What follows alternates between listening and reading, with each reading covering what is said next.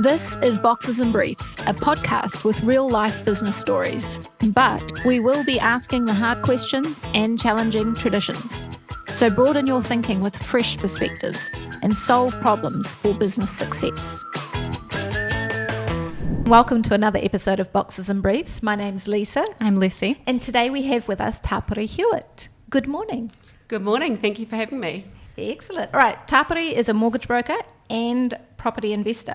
She enjoys helping others use property to improve their financial situation and has been buying and selling property for over 20 years now. You don't look old enough. Thank you. All right, so tell us about your business and what it is that you offer with Hewett Mortgages. So at Hewett Mortgages, we're not just a mortgage advice firm. Our mission is to create a meaningful impact on people's lives through home ownership. That's what we do. So enabling clients to become the masters of their own destiny and not let's say, a landlord control how you live in your own space. Yeah. Okay.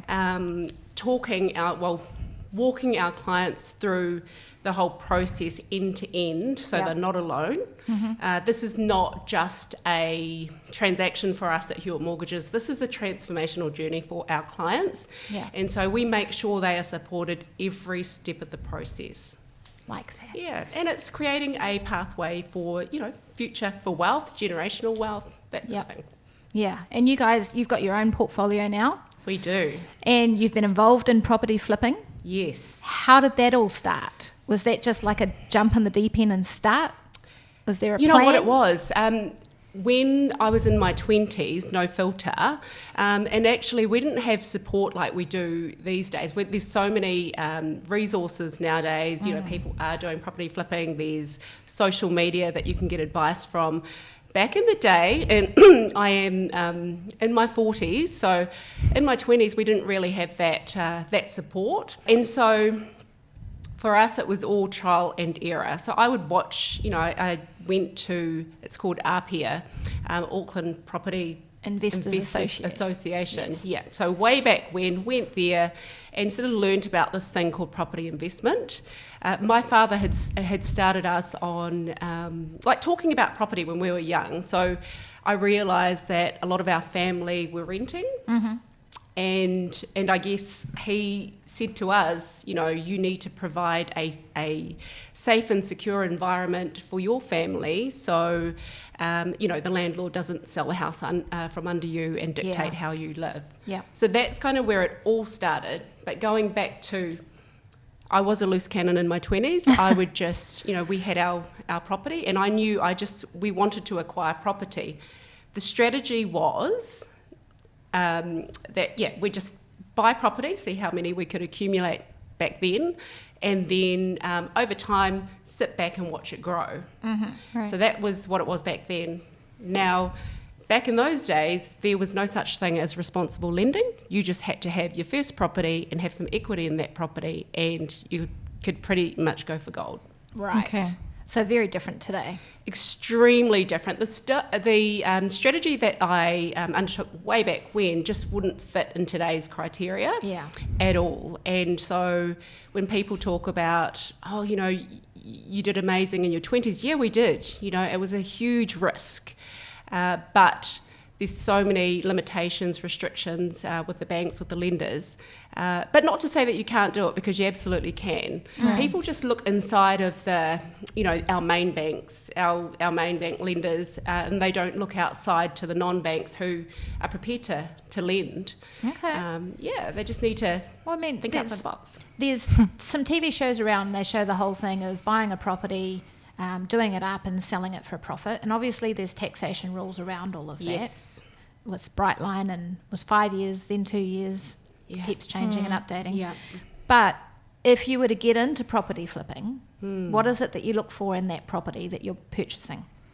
Yep, so definitely, everything is about age and stage of life, right? Mm-hmm. So at this point in time, at my age and stage of life, what I'm looking for is location and the areas that have high growth. High growth are not necessarily the cash flow.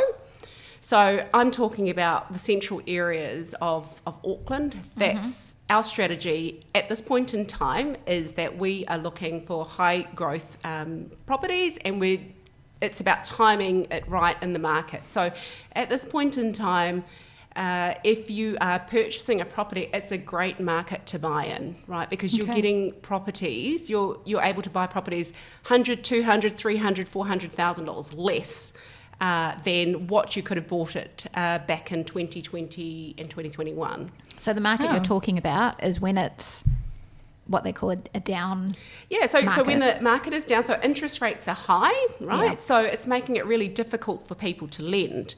So if you are in a position where you can actually purchase, the opportunity is here and now. House prices are really, they are really good at the moment. I'm not going to say they're low, they're just really good at the moment in comparison to 2 or 3 years ago. So if you're looking to get into property flipping, now is the time. Now is the time. So what I look for is location, anything that you can add value to.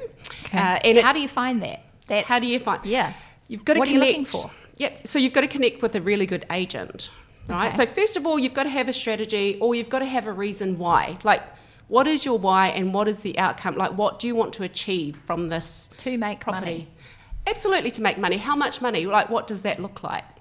So that's what you need to understand. So people think, oh yeah, I'm just going to do what my friend does and flip property. Mm-hmm. But if your friend is experienced, chances are they will have some form of a goal in mind. They would, whether that's a dollar value, and then they will have a time frame in mind as to, when they need to make that money. Yep. As opposed to an inexperienced person just sees, what they see on social media and says, I want to do that, I can do that, but no plan whatsoever. Okay. And that's where you can run into trouble. That's when you can run into trouble. So for us, our strategy is, what does retirement look like for my husband and I and our family? So this is not just about creating a great retirement plan for us. It's for us, our children, our grandchildren, future generations. Yep. And also enabling others around us, our friends, our family, our clients, to get on that waka and do the same. Yeah, and so that's what we're all about. So when people say to us, what do you do at Hewett Mortgages? We enable home ownership.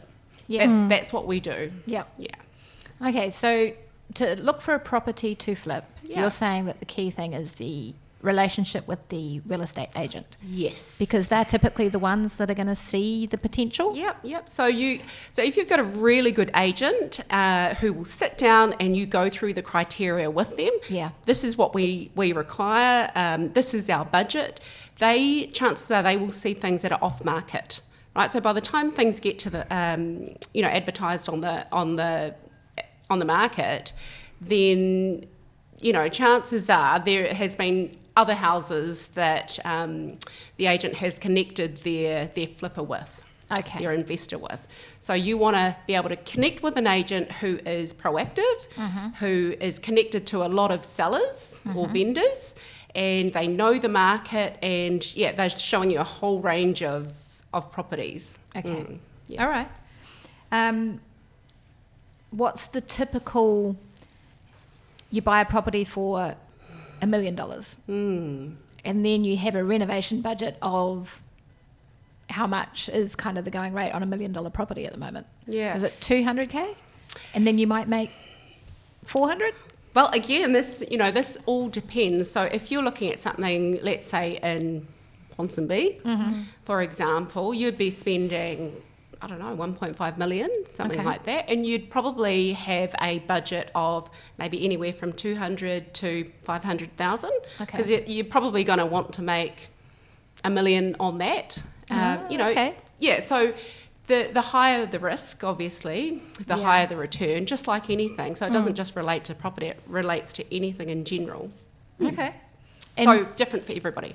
Yeah, right. But where's the highest value in the flipping part, as in the kitchen, the bathroom, the backyard? Yeah. Where do you get most bang for your buck? Definitely kitchen and bathrooms for sure, and the flooring. So, but it's amazing what a lick of paint could do to a property, right? So this is just talking about a property we flipped a while back, but what we did was it was all cosmetic. So we went in, we bought this property for just under $300,000, so $275,000 at the time. We spent $10,000 on just cosmetic, put in a $600 kitchen, and that was through a connection that we had at a kitchen place, and they were offcuts. We hired a team that just went in, and we paid them a fixed amount of money. We gave them 2 weeks to go into this property and renovate. We needed them to go in, strip the wallpapers, plaster it, paint it, sand the floors, and it just came up beautiful. So when we looked at this property, the exterior was weatherboard, so it had strong bones, it had beautiful removed floors, but it was underneath carpet, corkboard, lino. So it had all these things. And what we did was we were like, well, it's got good bones. It was, almost like your standard state houses back in the day. And looked underneath the property, could see the beautiful floors underneath all that. And then, like, if you were to go into that property today, you'd be like, what the hell are you thinking, Tapere? And that's what we got. So way back when we bought it, I took my father through it, and he was like, this is really good, because he was just looking at the bones of the property. I took somebody else through it, and they were like, shit, what have you done? And I got really upset at that. But my mindset, right, 80% mindset back then, and because I had no filter in my 20s really, and so I took the risk, bought it, but part of the negotiation process was that I said that we wanted access to the property prior to settlement. So we could get in there within that 2 weeks, get my team in there, do the renovations, and then flip it, right? But at this point in time, we couldn't flip it there and then, and the reason being was the market wasn't so great. So when I look at today, the market was pretty similar to what we have today.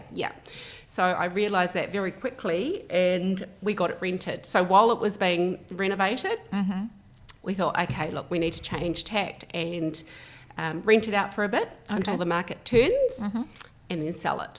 So we were able to, when the market was right, and that was like within a year, we were able to sell that property and make, at that time, just under $83,000.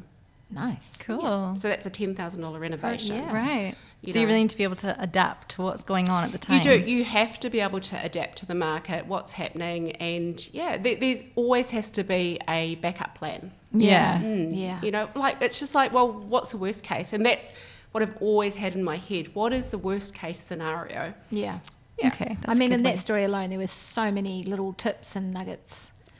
Anybody listening, I hope you heard those all. But well, then what's the biggest challenge that you've had in property flipping? Like, did something go really wrong at any point, or have you just been lucky? You know what, let me tell you about one of the biggest mistakes we have made as property investors.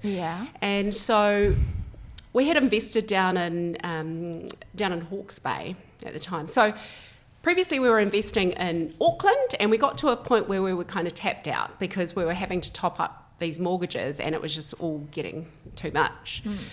When I was talking to my husband, we thought, well, we started looking outside of Auckland, and because at that time Auckland was the only place we wanted to buy, but then we had to come up with a different strategy. So because I'm from Hawke's Bay, I thought, wow, I started looking at the properties and how much they cost back then, and then I thought, well, if we bought these properties, and I'm talking that one of the cheapest properties we've ever bought is $121,000, and that's in Flaxmere in Hawke's Bay. Oh wow! How long ago? From Flaxmere, 2013. Not that long. Not that long. So 10 years. So our thing was, okay, well, how can we pay for our top ups without actually forking it out of our own pocket? So what we did, so I did a bit of research. I know Flaxmere, I am from Flaxmere, and I thought, well, actually, let's have a look at properties down there. So that's what we did.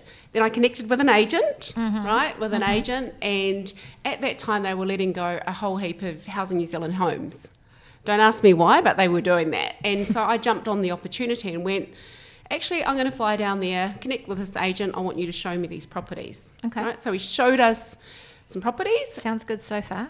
Yep, so he showed us some properties, and then our strategy and our thinking back then is, if we bought 5 of these properties, and for those 5 we made a profit of, after all the expenses are paid, $100 each property, that's $500 a week, right?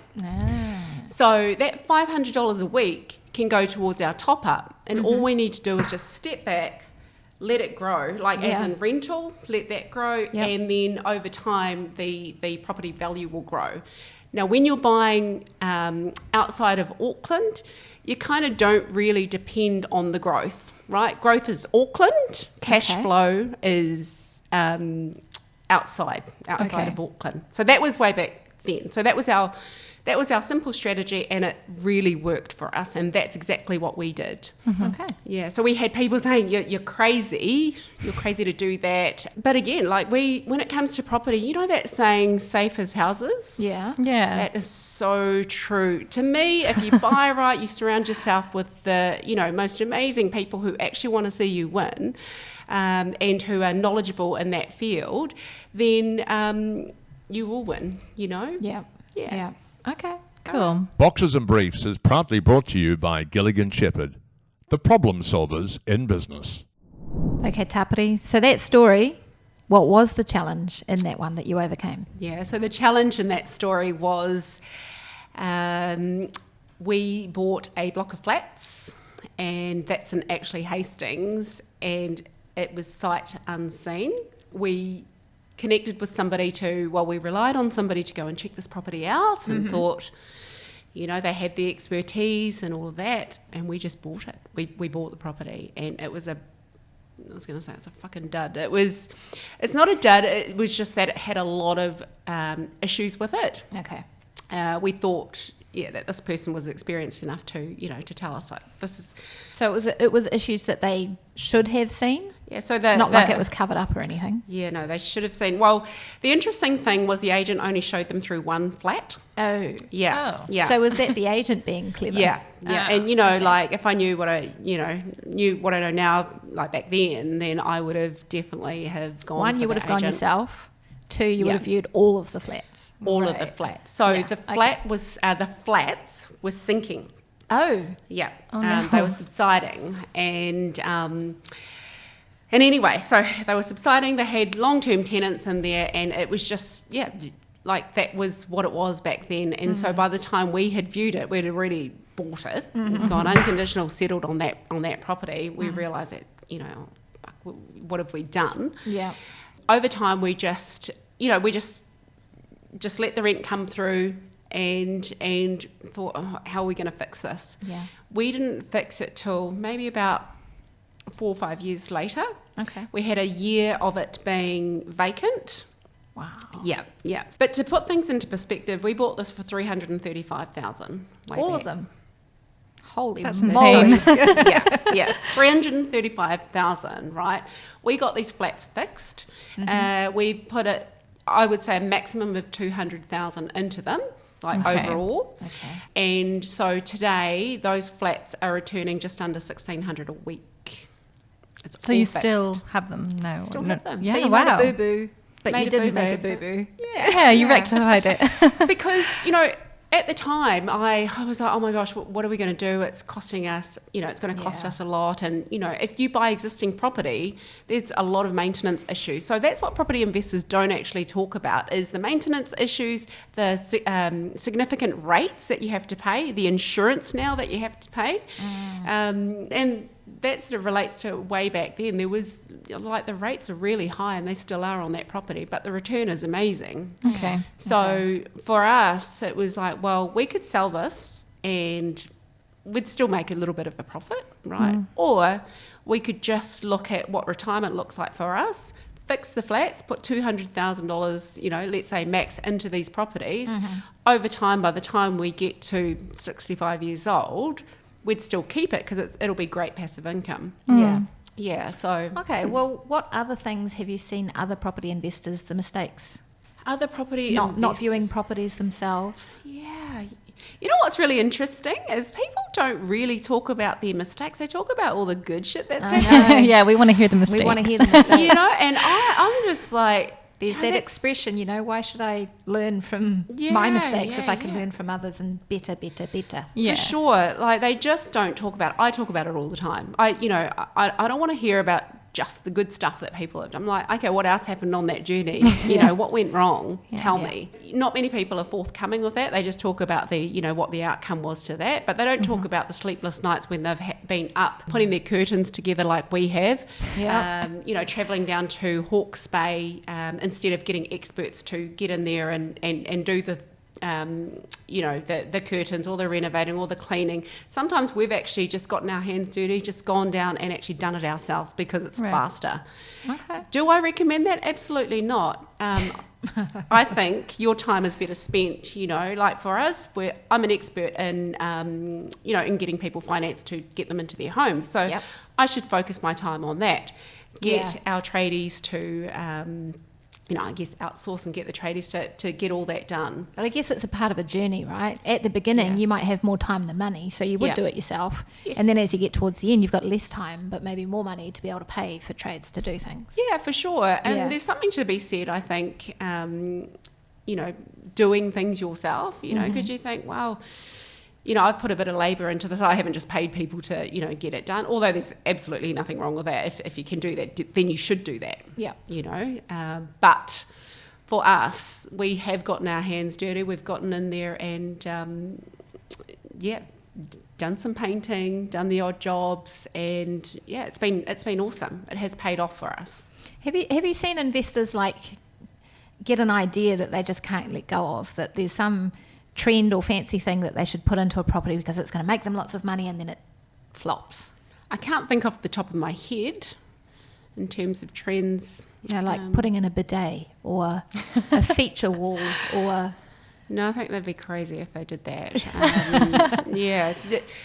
What I have seen is investors, when they're let's say investing in places in central Auckland, for example, they will do high spec, high renovation, high spec renovation. They'll spend a lot of money on that. And I think that's pretty cool. Like just going into some open homes and seeing how they've transformed that property from a villa. Which is, needed to be lifted, rewired, and all of that sort of stuff. They're not just doing the lick of paint type thing. They're actually getting architects in there. So their strategy, right, is they will push out the settlement date. They'll get the architect in there, all the consents all done, right, and then by the time they settle, they're ready for their people to go in and undertake that renovation. And the transformation of these properties is just gorgeous, just beautiful. Okay, so is that kind of part of your property flipper research, is to go to open homes and look at what people are doing? Yeah, always. So my eye is on I'm always looking at property every single day. That's what I'm passionate about property. Yeah. And I'm passionate about learning how people go about their business, how they renovate their properties, how they make money from property, right down to, people who want to learn about how to just get into, property investing and stuff like that. So, when it comes to choosing your investment, what do you think about the whole house versus apartment thing? Because you're talking about Auckland and central Auckland, and there's lots of apartments. Yeah, there's definitely lots of apartments. Again, it comes down to strategy. So if you're looking at an apartment, a lot of apartments that you can buy would be high yield. The cash flow would be really, really good. So if your strategy is just like the one that I spoke about, when we bought property in Hawke's Bay, so we had a bit of cash flow, high yielding properties, and then we had properties that we had to top up. So if your strategy is that you need more cash flow, then you could look at apartments.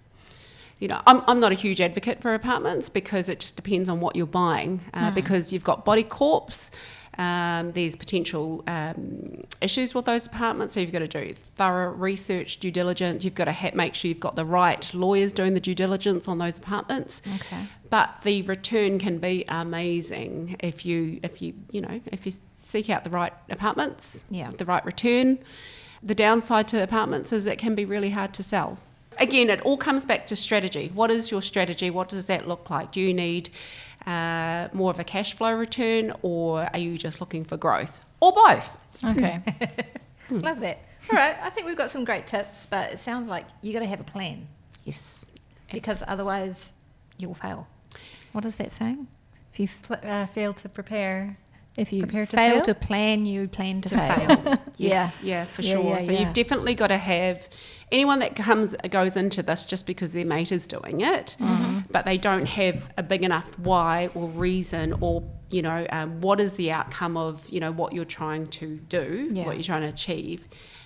Then you will fail. Yeah. Okay. And have you got like one little gold nugget you'd like to leave our listeners with today? Well, my gold nugget is like, what is your goal? What does that look like? Why do you want to get into property investment? And that's what I ask all my clients is, even to buy their first home. Yeah. Tell me what it means to you to own a home, and And so when they, because my mum told me to. I'm like, but why? But why? Why do you want to do that? So then I start to, if they don't know, because some people don't have, they're not surrounded by, people who own homes. So you've got to sort of paint that picture for them and, create that pathway for them. And that's what we do at Hewett Mortgages. Love that. All right, so if our listeners want to get in touch with you, how can they do that? They can go to our website, Hewett Mortgages, or find us on LinkedIn, Instagram and Facebook. Ooh, cool. All the socials. All the socials. Thank you so much for your time. We've enjoyed having you, and I've got lots of tips. Thank you. Thank you for having me. Boxes and Briefs is proudly brought to you by Gilligan Shepherd, the problem solvers in business.